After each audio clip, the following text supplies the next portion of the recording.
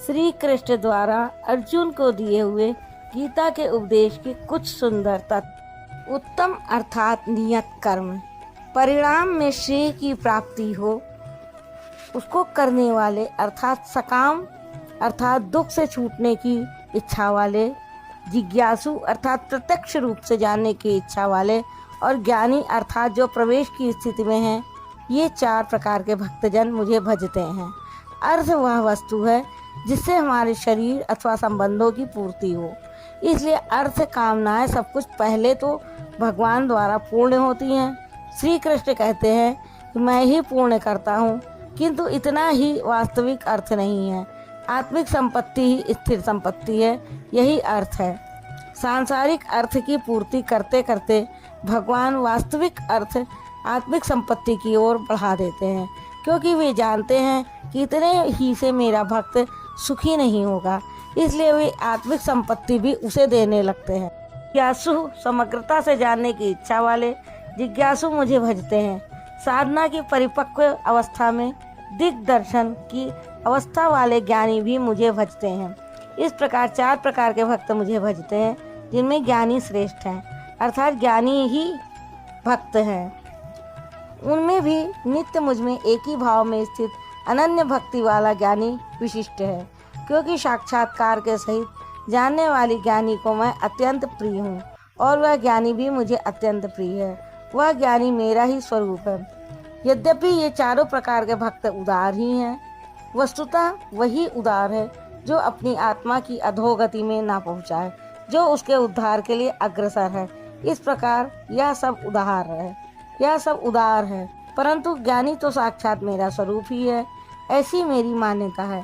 क्योंकि वह स्थिर बुद्धि ज्ञानी भक्त सर्वोत्तम गति स्वरूप मुझ में ही स्थित है, अर्थात वह मैं हूँ, वह मुझ में है, मुझ में और उसमें कोई अंतर नहीं है। अभ्यास करते करते बहुत जन्मों के अंत के जन्म में प्राप्ति वाले जन्म में साक्षात्कार को प्राप्त हुआ ज्ञानी मेरे को भजता है। वह महात्मा अति दुर्लभ है। वह अपने भीतर ही उस परम देव का वास पता है।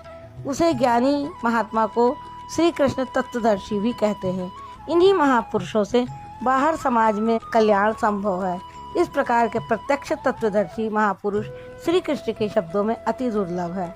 जब श्रेय और प्रेय, मुक्ति और भोग दोनों ही भगवान से मिलते हैं, तब तो सभी को एकमात्र भगवान का भजन करना चाहिए। फिर भी लोग उन्हें नहीं भजते। तत्वदर्शी महात्मा अथवा परमात्मा ही सब कुछ है। भोगों की कामनाओं द्वारा लोगों के विवेक, ज्ञान अथवा ज्ञान का अपहरण कर लिया गया है। इसलिए वे अपनी प्रकृति अर्थात जन्म जन्मांतरों से अर्जित संस्कारों के स्वभाव से प्रेरित होकर मुझ परमात्मा से भिन्न अन्य देवताओं और उनके लिए प्रचलित नियमों की शरण लेते हैं। जो सकामी भक्त जिस देवता के स्वरूप को श्रद्धा से पूजना चाहता है, मैं उसी देवता के प्रति उसकी श्रद्धा को स्थिर करता हूँ। मैं स्थिर करता हूँ क्योंकि देवता नाम की कोई वस्तु होती तब तो वो देवता ही श्रद्धा को स्थिर करता है। वह पुरुष उस श्रद्धा से युक्त होकर उस देव विग्रह के पूजन में तत्पर होता है और देवता के माध्यम से मेरे ही द्वारा निर्मित उन इच्छित भोगों को निसंदेह प्राप्त होता है। उनकी श्रद्धा का परिणाम है भोग, ना कि किसी देवता की देन, किंतु वह फल तो पा ही लेता है। फिर इसमें बुराई कैसी? तो बुद्धि वालों का वह फल नाशवान है। आज फल है तो भोगते भोगते नष्ट हो जाएगा, इसलिए नाशवान है। देवताओं को पूजने वाले देवताओं को प्राप्त होते हैं, अर्थात देवता भी नाशवान है। देवताओं से लेकर यावन मात्र जगत परिवर्तनशील और मरण धर्मा है। मेरा भक्त मुझे ही प्राप्त होता है जो अव्यक्त है, नैष्ठिकीम परम शांति पाता है।